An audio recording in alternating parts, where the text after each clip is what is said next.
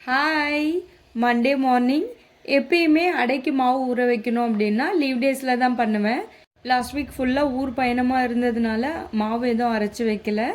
முன்னாடி நாள் நைட்டு வந்ததுமே அடைக்கு மாவு ஊற வச்சாச்சு. ஏன்னா மார்னிங் ஊற வச்சு அரைக்கிறது ரொம்ப கஷ்டம்ன்ட்டு நான் என்னென்ன ஆட் பண்ணியிருக்கேன்னா பச்சரிசி, இட்லி அரிசி, தோரம்பருப்பு, கடலைப்பருப்பு, பச்சை பயிறு இதெல்லாம் நைட்டே ஊற வச்சாச்சு.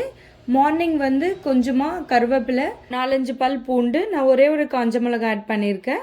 உங்களுக்கு வரமிளகா எக்ஸஸாக தேவைப்பட்டால் ஆட் பண்ணிக்கோங்க. மாவு அரைச்சி எடுத்ததுக்கப்புறம் தேவையான அளவு உப்பு ஆட் பண்ணிவிட்டு இப்போது ஒரு வெங்காயம் போல் நான் குட்டி குட்டியாக நறுக்கி ஆட் பண்ணியிருக்கேன். அடை மாவு கூட வெங்காயம் ஆட் பண்ணி தோசையாக சுட்டு பாருங்கள், சாப்பிட்றதுக்கு நல்லா டேஸ்ட்டாக இருக்கும். இடையில இடையில வெங்காயம் கடிப்படும் போது தோசை நல்லா முருகலாக வரும். இது கூட நெய் இல்லைன்னா எண்ணெய் விட்டுக்கலாம். அடைக்கு கடலைக்கறி செய்யலான்னு நினச்சேன். டைம் இல்லாததுனால லஞ்சுக்கு செஞ்ச சாம்பாரை வச்சு சாப்பிட்டாச்சு.